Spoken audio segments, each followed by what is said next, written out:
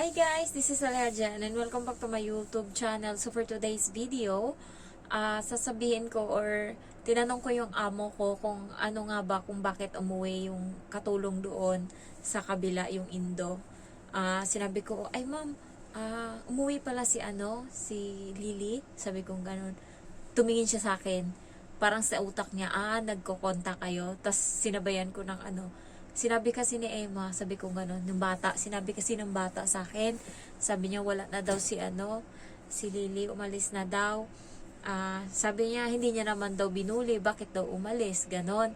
So, doon na nagkwento yung amo ko kasi ang alam niya, wala kaming contact ng babae, ng katulong. So, sabi niya, oo, umalis na, may ugali kasi yun, sabi niya gano'n. Sabi, reklamador siya, sabi niya, nag-aano siya na marami daw trabaho sa bahay. Ang nakalagay daw sa kontrata, 4 na tao. Bakit nung pagdating niya, araw-araw iba-ibang anak yung dumadating, sila daw ng mga anak ng amo. Kasi kada araw guys, sila, kota. 5 sila, so ibig sabihin 5 araw may tao yung bahay. Alternate sila. Ngayon, Lunes yung yung panganay, Martes yung sumunod, Merkules yung bunso, tapos Huwebes kami. Ayan. Biyernes yung isa. So, yung isa, 2 yung anak. Yung isa yung anak. Tapos yung isa walang anak. So, lahat yan, kada araw, may nandiyan, palitan. So, kaya nagreklamo na siguro yung katulong. Sabi niya kasi dagdag daw sa hugasin niya, ganyan. Siyempre, ando na yung maraming tinatrabaho kasi maraming niluluto pagka nandiyan yan sila.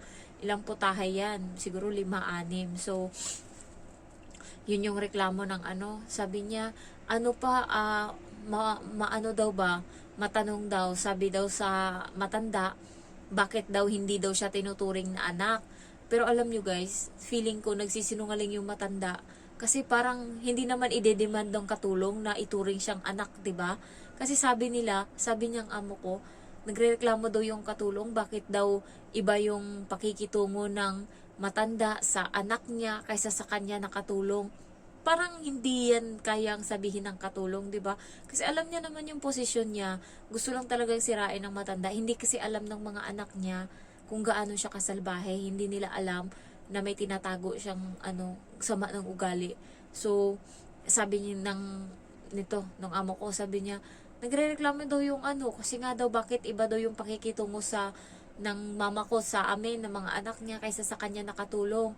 Sabi ko, sumagot ako, syempre katulong siya, anak kayo, sabi kong ganun. Tapos sabi niya pala tanong pa, sabi daw nung minsan, bakit hindi mo ako kinakausap, sabi daw nung katulong. Tapos sabi ng matanda daw, sige, usap tayo, ano gusto mo pag-usapan? Alam mo ba, sabi daw nitong katulong, alam mo ba na may nagpakamatay na Indonesian, nag-suicide? Sabing ganun. Tapos sabi ng matanda daw, ayoko makipag-usap sa'yo. Ganyan yung sasabihin mo sa akin. Alam nyo guys, tinatakpan lang. Alam nyo, maraming butas yung sinasabi nila. Tapos sabi niya, nagrereklamo daw sa trabaho yung katulong. Kasi nga daw, hindi na daw nakakapagpahinga ng tama. Marami daw trabaho. Isabi nitong amo ko, nag-a-assist lang naman siya sa mama ko kasi mostly yung mama ko naman yung nagtatrabaho. Sabi niya, mama ko naman yung nagtatrabaho, tutulong lang siya, halimbawa yung ganyan, magsampay, ganyan, maglaba, ganyan. Parang sa isip-isip ko, puta, yung mama mo kahit panty nga ipaplansya doon sa sa katulong. Alam nyo guys, kahit panty yan, kahit medyas, alam niyo yun, kahit pambahay, ipapaplansya niya sa katulong. Ganun kalupit yung mama nitong amo ko.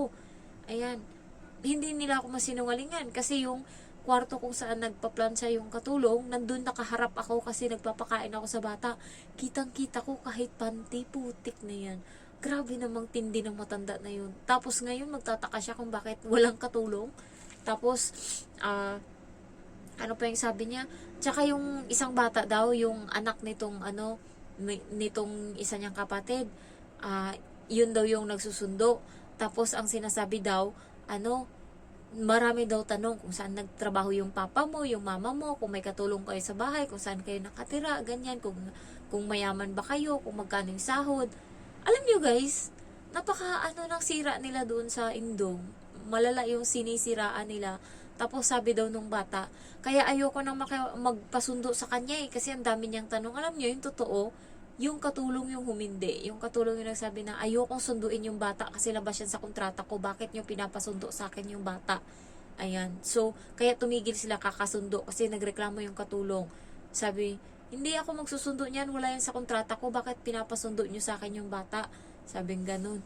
Kasi minsan, na-late sila kasi yung bata makulit, naglaro pa sa park, ngayon na-late sila sa bus, nandun yung nanay nag-aantay, pinagalitan yung katulong. Hindi yan niya yun amo anak lang yun ng amo niya, pero nagalit. Ayan.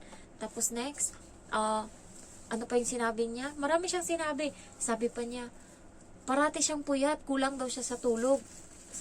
Kasi naman, sinasabihan siya ng mama ko na alas 7 siya magising. Nagigising siya 5:49, nandun na siya sa labas. Gising na daw. Parang sa isip-isip ko, yun yung sabi ng mama mo. Dapat, 5:50 nasa labas na. Yan yung trabaho niya. As in, kahit yung dating katulong, ganyan yung sinasabi, 5:50 dapat gising na. Tapos sasabihin niya sa anak niya, alas 7 niya pinapabangon yung katulong. Sinong tangang katulong na alas 7 ka pabangunin, alas 5 pa lang nandyan ka na sa labas. Sayang din yung isang oras mahigit na dapat matulog ka pa. Ayan. Sa isip-isip ko, alam ko na yan. Tapos sabi niya pa, tapos yung pahinga niya sa gabi, maaga din. Kasi ganyan.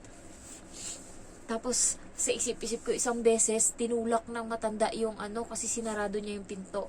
Ang sabi kasi ng matanda, dapat alas 11 ka pa titigil sa trabaho. Ngayon, wala pang alas 11, sinarado niya yung pinto kasi magpalit siya ng damit. Tinulak yan ng matanda. Wala namang trabaho na gagawin. Tinulak ng matanda. Ngayon, natamaan yung likod niya kasi nasa likod siya nagbibihis. Sabi niya, ano ba? Nagalit siya. Nagbibihis ako dito. Sabi ng matanda, ano ba kasi, hindi pa alas 11, bakit nagsarado ka na ng pinto? Saglit lang, nagbibihis lang ako ng damit. Tas sabihin ng amo ko, ang bait ng ng mama niya. Nako, kahit walang anong trabaho, basta hindi pala sa 11, hindi ka pa pwedeng mahiga or mag-ano dyan, standby ka pa, kasi baka may utos pa siya sa'yo, tapos bawal isarado yung pinto. Buti na lang yung amo ko dito, walang ganun, basta matapos ako, kung anong oras ako matapos, basta tapos na, pasok ako dito. Pagka napasok na yung bata sa loob ng kwarto, pasok na din ako.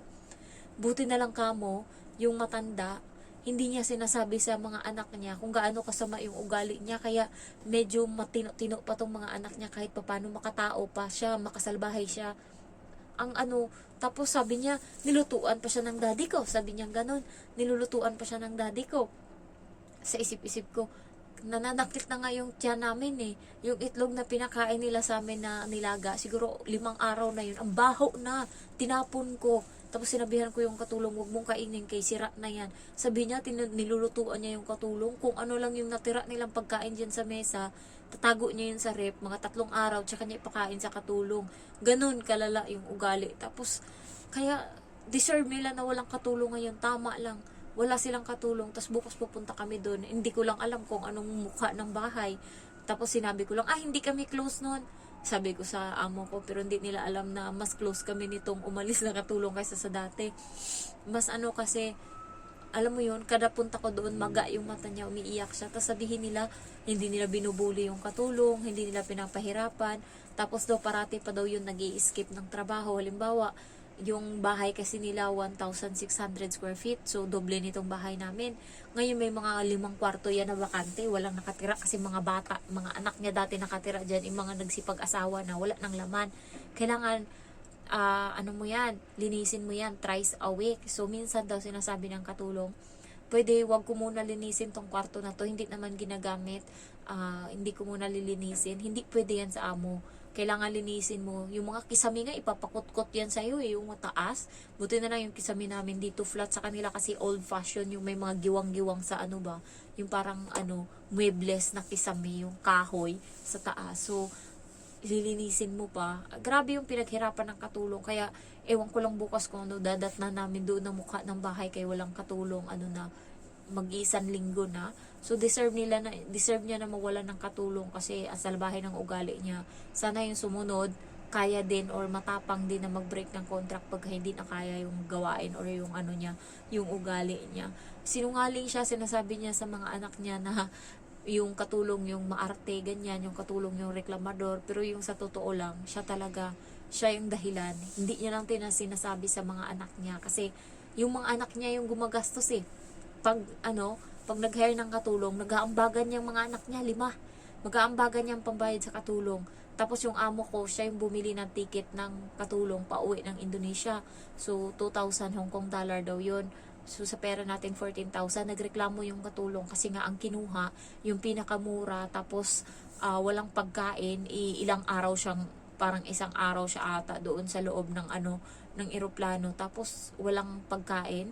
So, nagreklamo siya, hindi talaga siya sabi kasi ng katulong, i-upgrade mo yan, ako magbabayad ng sobra. Tapos,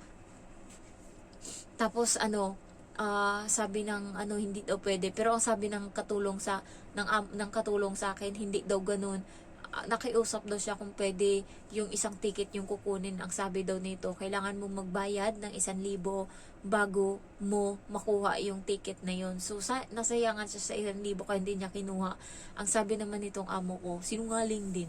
Sabi niya, yung 2,000 daw na kinuha niya, tapos nagreklamo daw yung katulong. Ayaw niya nun, gusto niya i-upgrade, so siya daw yung magbabayad ng 1,000. Yung amo ko, yung hindi daw pumayag kasi nga, sabi ng amo ko, hindi daw siya pumayag kasi nga, baka mabalikan siya ng legal or ng batas kasi nga, dapat sila yung magbabayad ng ticket pa uwi. So, kapag pinaambag nila yun sa katulong, pwede siyang mareklamo, pwede silang magmulta. Yun yung sabi niya sa akin. Pero sabi niya dun sa katulong, sige, i-upgrade ko yan, pero babayaran mo ng 1,000 yung ticket na kukunin ko. Yun yung sabi niya, kaya umiyak yung katulong. Alam mo, nagtawanan pa yan sila sa may mesa na pinagtatawanan nila na mura yung nakuha nilang ticket, ganyan. Kaya nakarma yung amo ko, yung bata nagkasakit, 5 araw mahigit, ang nagastos din 5,000 mahigit. Ay, 1 linggo pala yung bata nagkasakit. Tapos sumunod siya, nagkasakit din siya. 3 days, and then nag-medical sila. Yung amo ko lalaki yung nabayaran 50,000 sa pera natin, 350,000. Tapos siya nasa 45,000 yung nabayaran niya sa medical.